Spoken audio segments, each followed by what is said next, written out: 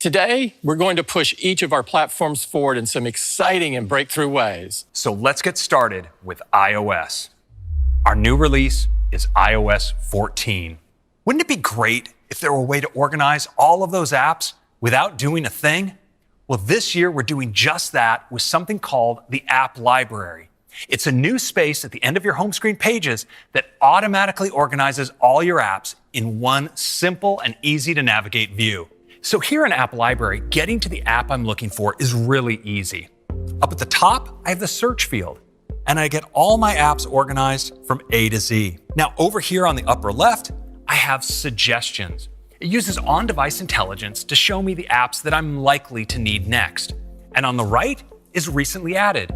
And below are intelligently curated categories. Next, let's turn to widgets. To start, they're more beautiful and data-rich.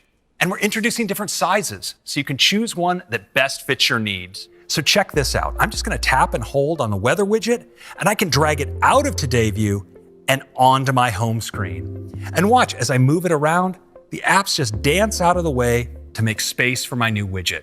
The gallery is a great place to explore widgets. Now, when I tap on one, I can actually page through all of the different sizes available. With the Smart Stack, I can easily swipe through widgets to pick just the one I want for the moment. But what's really cool is that the Smart Stack can actually do this for me automatically. So in the morning, I can get my news briefing. Throughout the day, find out when I have a meeting coming up. And in the evening, I might get a summary of my activity for the day. Next, we're also bringing picture-in-picture to iPhone. So you can access apps on your iPhone while watching video or talking on a FaceTime call. Now check this out. When I swipe to go home, the video automatically goes into picture-in-picture right over the home screen. And when I launch another app, like Notes, I can keep watching. Now I can drag the picture to another part of the screen. If I want to make it bigger, I can even pinch to zoom. And as I move between applications, it stays with me. And what's cool is I can also swipe it to the side and the audio keeps playing when it's off screen. Another iconic experience that's getting a major update is Siri. So this year, we've completely redesigned the Siri experience with a new compact design. Siri pops up at the bottom of the screen and instantly launches the app. Or if you ask for information, like the weather, results appear at the top of the screen, just like a notification. Siri's always been great for getting information and now has over 20 times more facts than just 3 years ago. This year, you can now ask Siri to send an audio message, and Siri will start recording. When communicating with someone in another language, Siri can help with translations. This year, we're expanding to support many new language pairs. We're introducing a new app called Translate. It can work completely offline, keeping your conversations private. Using advanced on-device machine learning and the powerful neural engine, you can translate your text and voice between any combination of these 11 languages. And just turn the phone to landscape to open conversation mode. We've designed a side-by-side view that's easy for two people to know which side to follow in the conversation, with just a single microphone button because the app intelligently detects the language spoken and shows translation on the correct side of the screen. Next up, messages. Let's get started with conversations. So we are introducing a new way to let you stay connected to your most important conversations by letting you pin them at the top of your list so you can always get to them. And you can see messages as they come in with a beautiful animation on the pin. Next, let's talk about expressing yourself with Memoji. In iOS 14, we're adding even more ways to create your look with over 20 new hair and headwear styles to let you reflect your hobby, profession, and personality. We've also added something that's even more relevant today, face coverings. And we're adding more age options too. And now we have 3 brand new Memoji stickers that let you send a hug, a fist bump, or even a blush to your friends. Last, let's chat about groups. First, we're adding inline replies that let you reply directly to a specific message. You can view replies in the full conversation, or you can view them as their own thread so you can focus in on the specific topic. With mentions, you can just type someone's name to direct a message to them. And now you have the ability to only be notified when you're mentioned in the group conversation. We have an all-new design for how groups appear. It lets you see all the members of your group where the most recently active people are shown largest. And for the first time ever, you can create a unique visual identity for your group by setting a group photo or customizing your group's look with an emoji. You know who's most recently commented in the group because their photo will appear around the outside of the pin. Next, let's take a look at features that help us while we're out and about, starting with maps. We're excited to announce we're bringing our new map to more countries later this year, including the UK, Ireland, and Canada. In iOS 14, the Maps team will be working with some of the world's most trusted brands to offer amazing guides. Guides for great places to eat, shop, meet friends, or explore in cities around the world. We're adding a dedicated cycling option to Maps, which allows users to ride their bike along bike lanes, paths, and roads. We'll even let you know if you have a steep passage coming up or if you'll need to carry your bike up the stairs. With iOS 14, we're bringing cycling to New York City, LA, the San Francisco Bay Area, along with a number of cities in China like Shanghai and Beijing. We're also introducing EV routing.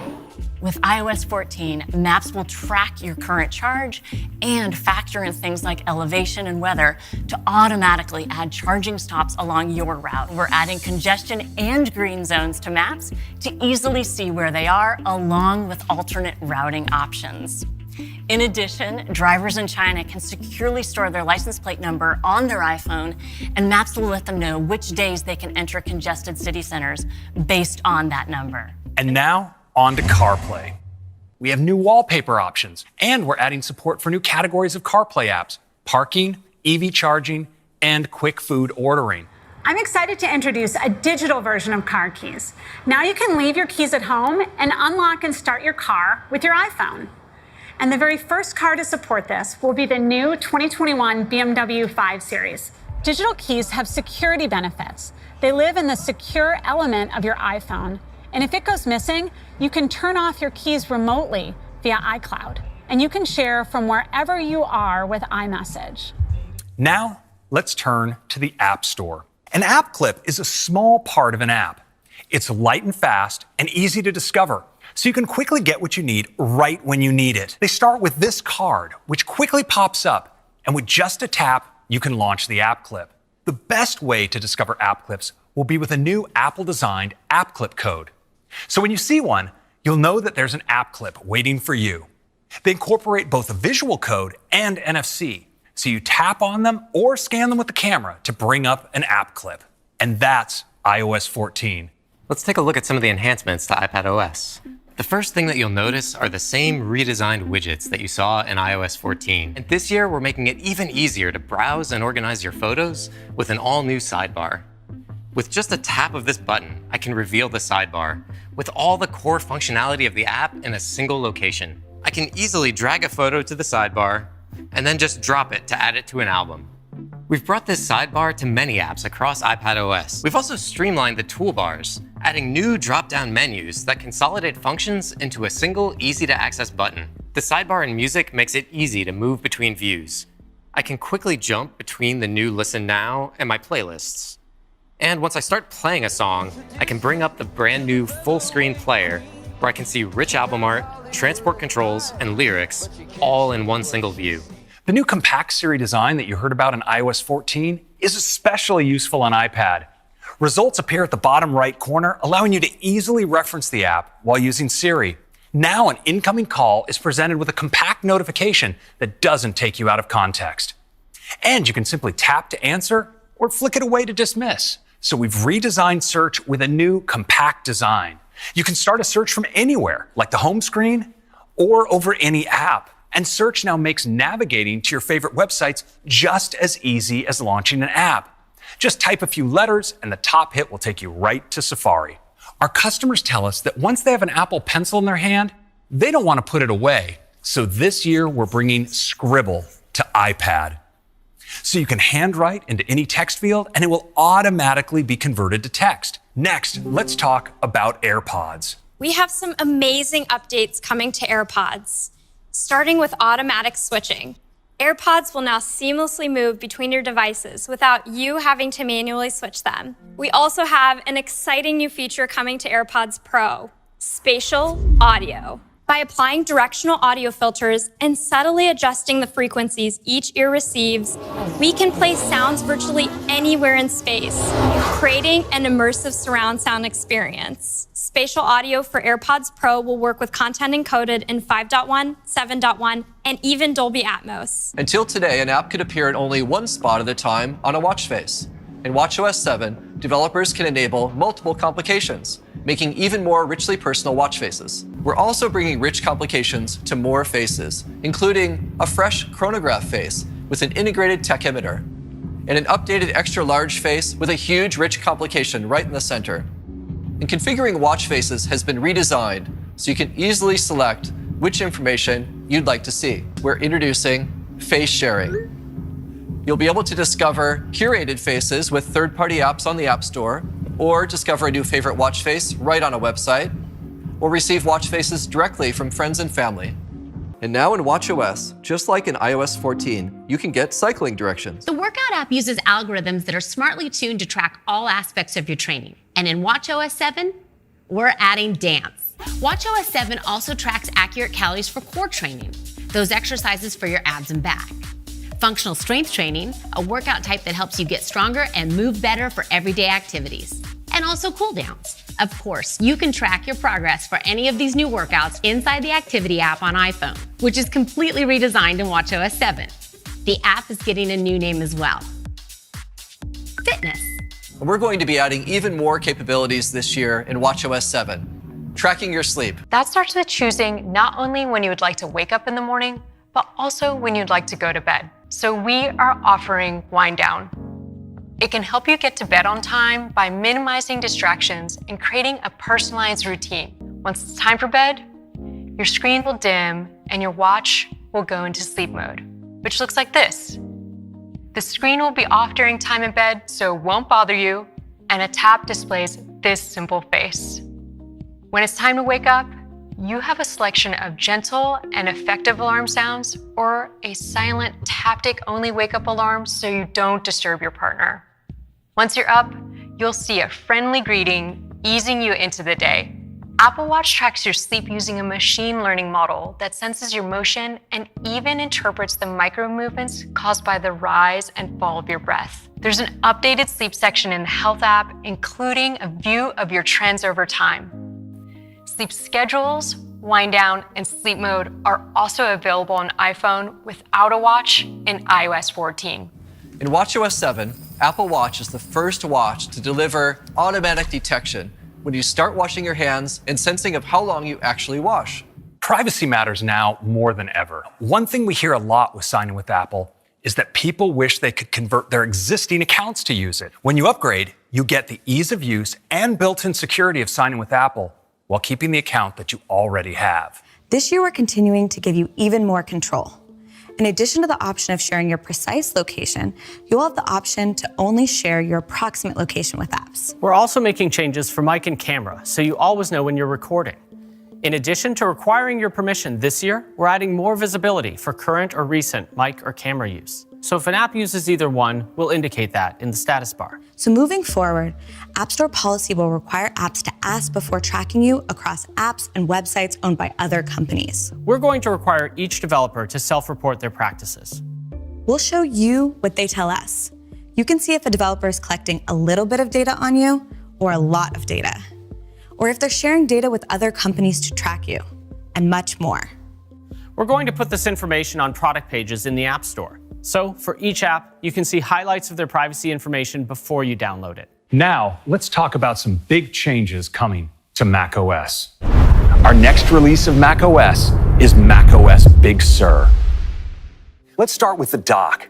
It has an elegant new design that floats along the bottom of your desktop. Let's take a look at the Finder. You'll notice it has a gorgeous new top-to-bottom design for the sidebar, and it has a compact, space-efficient toolbar. Next, let's take a look at Mail. You can see that Mail has all new glyphs in the sidebar. Next, let's take a look at Photos. It's just stunning. You can get to all your albums and media types from the sidebar, and the photo grid is backed by metal. Now, we've refreshed the design for all the apps on the system, from apps like Calendar and Notes, to to podcasts and music. You may have noticed we've also updated the menu bar. It's now translucent and elegantly takes on the color of your desktop picture. And we've updated the layout of menus as well. We've given all the items just a little bit more room to breathe. We've brought Control Center to the Mac. Now we've also reinvented Notification Center. You can access it by clicking on the time in the upper right. And as you see, we now have a single view that brings your notifications and widgets together all in one place. And we now group related notifications together. And we're bringing our redesigned widgets to the Mac. Let's talk about messages. We're introducing powerful search to help you find what you're looking for. We have a redesigned photo picker to make sharing photos and videos easier. And Memoji. You can now create and edit your Memoji right on your Mac.